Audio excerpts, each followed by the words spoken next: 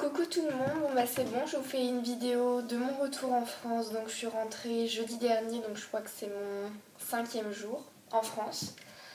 Pour l'instant j'abandonne pas mon blog, je compte vous donner quelques nouvelles parce que je pense que ça aide aussi pour ceux à la fin de leur échange qui reviendront.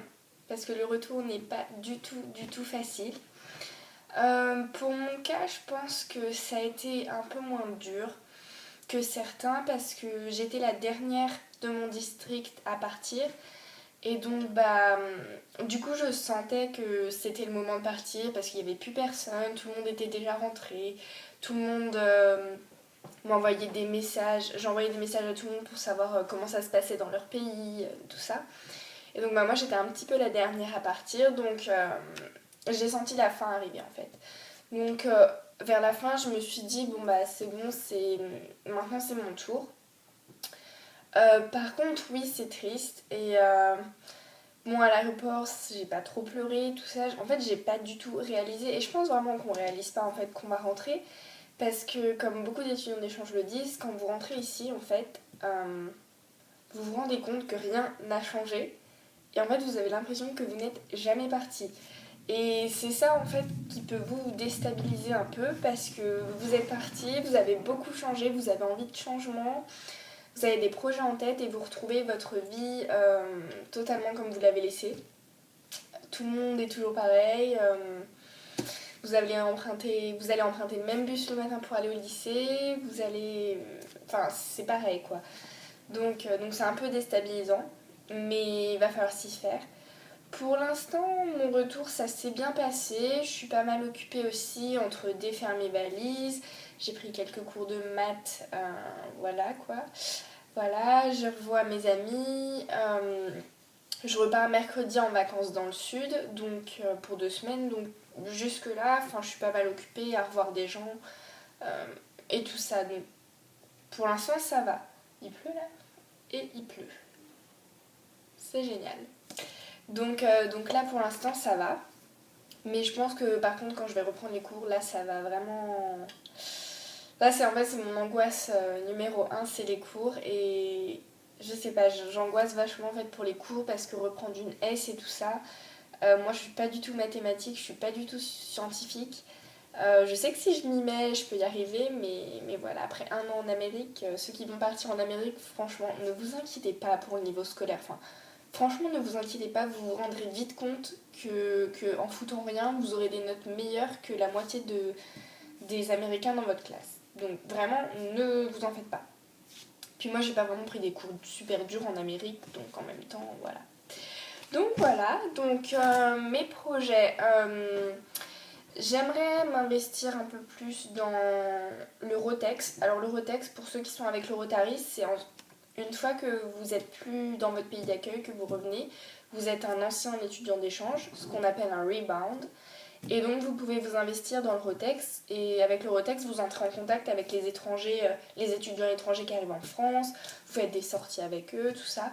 Donc moi je sais pas trop si j'ai un Rotex dans mon Rotary, mais je vais essayer de me renseigner et j'aimerais bien en faire partie parce que j'ai pas envie de couper le cordon avec des étrangers et tout ça. Sinon, un autre de mes projets, mais bon, ça ce sera pour dans un bon moment. J'aimerais aller au Brésil pour voir ma soeur d'accueil. Ma soeur d'accueil qui a passé un an dans ma famille en France. Parce que le Brésil, déjà, c'est... L'Amérique du Sud, c'est un pays qui m'attire vachement. Et pour tous ceux qui vont aller aux USA, vous verrez qu'après votre année d'échange, vous aurez envie de pays, je pense, moi, beaucoup de gens que je connais qui sont partis aux États-Unis, après on a envie de pays qui sont vraiment plus dépaysants. Et l'Amérique du Sud en général, ou l'Inde, ou des pays comme ça. Donc moi j'ai vraiment envie de pays encore plus dépaysants, parce que bon, à côté, les États-Unis, voilà. Et c'est vrai que le Brésil, j'aimerais bien y aller, j'ai une sœur d'accueil là-bas. Ce qui est aussi l'avantage quand vous partez avec le Rotary, c'est qu'après dans tous les pays, vous connaissez au moins quelqu'un. Donc c'est super parce que vous savez que vous aurez quelqu'un pour vous faire visiter des choses ou même pour aller boire un verre, vous connaîtrez quelqu'un, donc il n'y a pas de souci, c'est international. Donc voilà, et j'aimerais un peu voyager aussi dans l'Europe. En octobre, je vais commencer la formation de mon BAFA. Le BAFA, si vous ne savez pas ce que c'est, même si je pense que vous savez, mais c'est le diplôme qui vous permet après de travailler dans des centres aérés avec des enfants ou d'aller en colonie avec des enfants à l'étranger et tout ça. Donc moi je voudrais faire ça et je voudrais faire ça en centre aéré parce que ça rapporte de l'argent. Puis en France, on sait bien que c'est dur quand on est mineur de trouver un travail. C'est pas du tout comme aux USA où à 16 ans, vous avez du travail comme ça. Donc moi j'aimerais faire ça. J'aimerais faire ma formation de BAFA et commencer à travailler en centre aéré pour mettre de l'argent de côté. Mon permis de conduire, je vais pas le faire tout de suite, la conduite accompagnée et tout ça, parce que c'est vrai que moi j'habite près de Paris, donc j'ai les trains, j'ai les métros, j'ai les bus. Une voiture, j'ai pas les sous de toute façon pour l'instant, et c'est trop d'entretien, je pense. Pour l'instant, pour le moment, j'en ai pas besoin tant que ça. Après, moi j'aimerais beaucoup progresser en espagnol.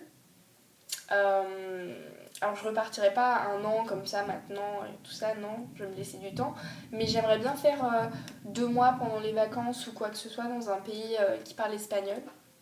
Donc par quel billet, je sais pas encore, mais l'espagnol j'aimerais bien progresser parce que bon, le système français, que ce soit anglais ou espagnol, c'est pas top hein, de toute façon. Donc voilà, et ben ensuite j'aimerais réussir ma S, ce serait bien aussi parce que j'ai aucune idée de métier. Je pense que mon année d'échange m'a encore plus embrouillé la tête parce que ça m'a encore plus mis d'idées dans la tête et donc c'est un peu difficile. Donc voilà. Donc voilà, là je pense à ceux qui vont partir, surtout ne vous angoissez pas. Euh, je vois beaucoup de publications sur Facebook de gens qui sont tristes parce que c'est la dernière fois qu'ils voient leurs amis en France et tout ça, leur fête de départ et tout ça. Mais franchement, enfin, soyez pas tristes parce qu'une année ça passe très vite. Même si au début, les 4 premiers mois ça va pas passer super vite pour vous parce que on n'est pas très bon dans la langue de notre pays d'accueil, donc bon, on rame un peu, on a l'impression qu'on fait pas des. Enfin, que ça. Et là je perds mes mots. Qu'on ne progresse pas. On a l'impression qu'on progresse pas assez vite, donc forcément le dialogue pour se faire des amis, tout ça, bon bah c'est pas super et tout ça. Mais après 4 mois, il y a un déclenchement. Bon, il y a la période de Noël, c'est un peu dur aussi, mais après la période de Noël, franchement ça passe super vite. En général, vous avez, pour ceux qui partent avec le Rotary, même les autres organisations, vous avez des voyages avec votre organisation. Enfin franchement, non, ça passe super vite, donc franchement, vous angoissez pas avant de partir. Vraiment, allez dans votre pays d'accueil à la cool, soyez motivés, allez tout le temps vers les gens. Surtout, ne désespérez pas, même si vous partez dans un pays genre l'Amérique du Sud ou l'Asie ou quoi, et que bon, bah forcément vous êtes moins bon qu'en anglais dans ces langues-là, mais n'hésitez pas, enfin franchement, en plus, enfin, l'accent français, tout le monde aime bien, enfin, ça, tout le monde va vous adorer, il n'y a aucun souci. Donc, non, vous faites aucun souci. Pour votre valise, n'emmenez pas 3 kilos de vêtements comme j'ai fait. Enfin, plus de 3 kilos. Hein. Non, c'est inutile parce que, en général, dans vos pays d'accueil, vous allez vous racheter plein de fringues. N'importe quel pays, vous allez vous racheter plein de fringues. Parce qu'en général, tout est moins cher qu'en Europe. Donc ne partez pas avec oh ça faut que je le mette dans ma valise, puis ça aussi c'est trop mignon et ça je vais le porter. Non, ne faites surtout pas ça parce que vous allez le regretter après. Moi je me suis super bien débrouillée pour mes valises, je suis revenue qu'avec 2 grosses valises, donc j'ai payé qu'une valise en supplément. Mais la moitié des étudiants que je connais sont revenus avec 3 valises, 2 sacs, enfin, ils ont payé 150 euros ou plus de taxes à l'aéroport. Enfin, 150, enfin, c'est super cher. Enfin, avec cet argent-là, vous pouvez vous acheter encore plus de trucs, quoi. Donc n'emmenez pas 3000 fringues, vous allez vous en racheter, il n'y a aucun souci, aucun souci. Donc voilà ce que je voulais vous dire. Quoi d'autre euh, Emmenez des livres en français, des livres de lecture que vous aimez bien ou quoi que ce soit en français, parce que moi je sais que quand j'étais un peu homesick et tout ça, par exemple période de Noël et tout ça, quand c'est les vacances et que votre famille d'accueil fait rien, au lieu d'être sur Facebook et tout ça, de voir soit les autres étudiants d'échange qui font plein de trucs, soit vos amis français qui font des trucs sans vous et tout ça, c'est bien d'avoir des livres, de revenir un peu à la langue française, tout ça. Moi je crois que ça m'a bien aidé quand même, ça aide pas mal. Voilà. Essayez de ne pas vous isoler avec votre famille d'accueil, de ne pas rester trop dans votre coin, tout ça. Je sais que parfois c'est dur parce qu'on a envie aussi en tant qu'étudiant d'échange d'être un peu seul. Voilà, mais essayez de vous isoler le moins possible et partagez votre culture.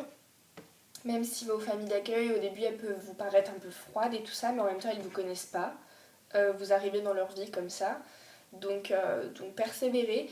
Et par contre, si vraiment au bout de 2 mois, vous n'aimez pas vos familles d'accueil, ben changez. Hein. Surtout, enfin, changez parce que ça vous changera la vie.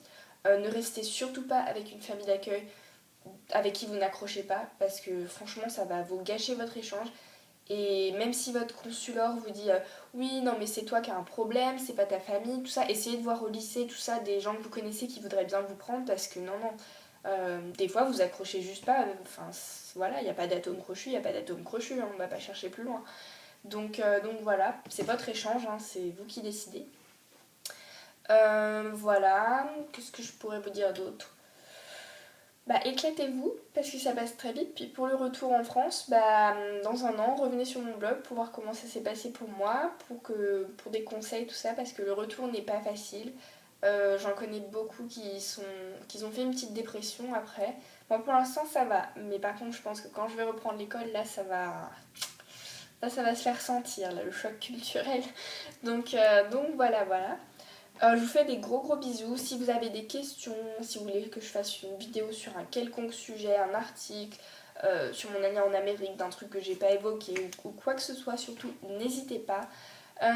Mon blog n'est pas fermé, hein, attention, je vais pas poster des articles aussi fréquemment qu'avant, non c'est sûr, parce que bon là, j'ai un peu rien pour l'instant, mais je pense que je ferai des bilans de ma réadaptation, tout ça, des projets que j'ai en tête.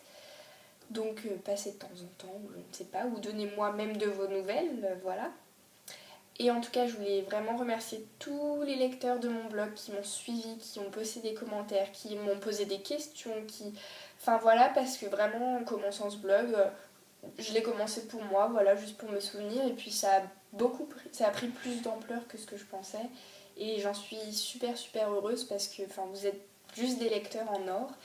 Et vraiment, si je vous ai donné envie de partir, c'est vraiment génial parce que c'est ce que je voulais faire en faisant ce blog et aussi garder une trace pour moi. Donc je vous fais des gros bisous. J'essaierai de suivre quelques blogs et tout ça. Et en tout cas, je vous souhaite bonne chance.